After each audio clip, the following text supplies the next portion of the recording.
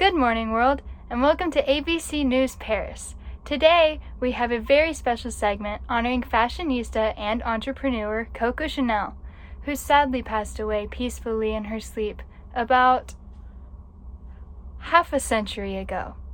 Now, over to our announcers in Studio 8, coming to you live from the year 1971. Thanks, Kailey. I'm Alex. And I'm Daley. Let's get started as we mourn the loss of a local hero. Born on August 19, 1883, Coco Chanel was brought into a poverty-stricken family. At only the age of 12, her mother passed away of tuberculosis, prompting her father to leave her and her siblings behind. Not long after, Chanel would find herself in a convent where she was taught the art of sewing by the nuns, a skill that would alter the course of her life. Much to her surprise, Chanel would come to rule Parisian couture for almost 6 decades in 20th century France. Bold, unapologetic, and fearless, Chanel rejected 20th century stereotypes for women's fashion. Finding corsets and petticoats restrictive, Chanel aspired to create easy-fitting yet feminine designs. In 1908, with the assistance of an early lover, Chanel opened her first business, a hat store located in the heart of Paris. Shortly after, with funding from an outside source, Chanel transitioned deeper into the fashion industry, opening 2 more boutiques. By 1919, an overwhelmingly successful Chanel purchased a building in Paris that would serve as the headquarters for the business. Expanding from clothing to fragrance, Chanel launched her first perfume in the 1920s, labeled Chanel No. 5. Her perfume became iconic as it was the first fragrance ever to bear a designer's name. Among her now classic innovations are the trademark suits and the little black dress, both of which challenge traditional aspects of women's wear. Personally, Chanel refused to dress the part, constantly choosing menswear due to the fact that it was simply just more comfortable. Her unprecedented dedication to comfortability rocketed her brand to success. Chanel's creation of the little black dress quickly became a symbol of freedom and strength, as she had successfully freed women from the restrictions of the corset. Similarly, the Chanel suit, consisting of a collarless jacket and well-fitted skirt, revolutionized the classic image of a businesswoman by mixing both masculine and feminine design aspects. Her most impactful entrepreneurial asset was the fact that she was designing for women just like herself. The outbreak of World War II in the 1930s forced Chanel to close shop and put fashion on hold.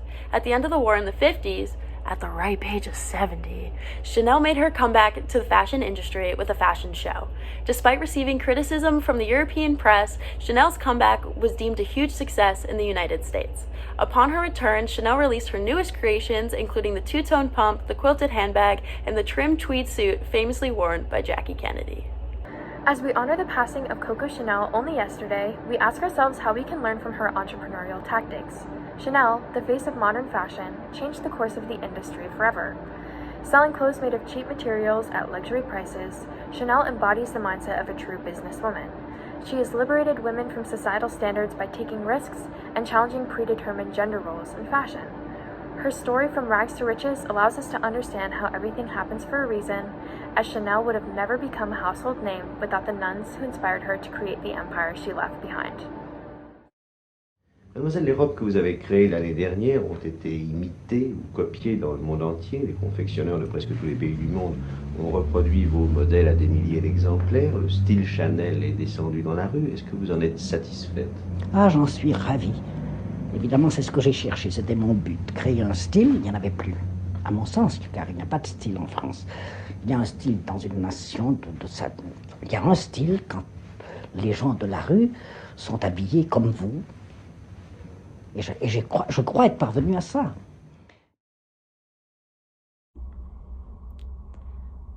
Thanks, Daley and Alex. Today, Chanel continues to sell over $3 billion worth of products each year. Inspiring brands like Calvin Klein and Gucci, Chanel has proven itself to be a basis for the startup of current luxury brands. My umbrella, Ella, Ella, eh, eh. Oh no, I didn't see you there. Just kidding. Thank you, Kailey, for that wonderful segue into my segment, which is about Rihanna and her upbringing. I'm sure you're all wondering who Rihanna is. Just kidding. We all know who Rihanna is. She is, in fact, the queen of the world. So let's get into it. Rihanna's actual name is Robin. Robin Rihanna Fenty is, as we know her, a famous American singer and businesswoman. She grew up absolutely loving reggae and R&B and used to perform in her school talent shows and even win. I should foremention that she was born in St. Michael, Barbados on February 20th in 1988. Rihanna moved from Barbados to the U.S. when she was 16 to begin her career as a singer. She always knew from a very young age that she wanted to be a singer and entrepreneur. In 2004, Rihanna started a girl group with two of her best friends. They were soon discovered by American record producer Evan Rogers, which inevitably led to them auditioning for Jay-Z, who was at the time associated with one of the top record labels. Jay-Z decided to sign only Rihanna. In 2006, Rihanna released the hit song SOS, which rose to the top of the charts. In 2007, Good Girl Gone Bad, which we all know and love, and Umbrella, which you heard me singing earlier, became hit songs overnight. Now, on a much more unfortunate note, after Rihanna rose to fame, she began dating celebrities, including Chris Brown. In 2009, Rihanna was assaulted by Chris Brown, her boyfriend at the time. She soon thereafter became an advocate for domestic abuse after suffering horrible abuse from Chris Brown. Now, I'm going to pass the camera on to my colleague, Bella, to talk to you guys a little bit more about Rihanna and her rise to fame and to one day becoming a billionaire. On to you, Bella.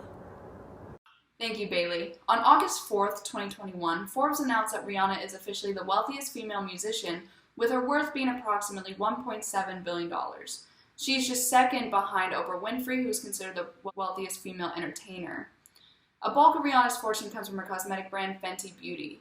Fenty was launched September of 2017 with the goal to make all women look and feel good. Fenty has a wide range of foundation shades that work with typically hard skin tones, and Rihanna has also developed formulas that works with all skin types. As of 2021, Fenty Beauty is worth $2.8 billion. In 2018, the Savage X Fenty lingerie line was also launched. Similar to Fenty Beauty, Rihanna wanted everyone to feel confident and beautiful. Savage X Fenty celebrates fearlessness, confidence, and inclusion, having lines for people of all shapes and sizes. Savage X Fenty redefines sexy with affordable price points and an extensive assortment of designs. Another often looked over fact about Rihanna is that she created a charity in 2012 that funds groundbreaking education, health, and emergency response programs around the world. The Clara Lionel Foundation has raised over $22.5 million. Rihanna was named Fashion Icon of the Year at the Council of Fashion Designers of America Awards in 2014. Even Louis Vuitton thinks that Rihanna is the 21st century Coco Chanel. She truly is a jack of all trades. Thanks, Bailey and Bella. As Bella just mentioned, even Louis Vuitton believes Rihanna to be the 21st century Coco Chanel. Let's see the similarities. Both Chanel and Rihanna did not have the best family situations growing up. Chanel's mother died, and her father abandoned her to an orphanage when she was only 12 years old.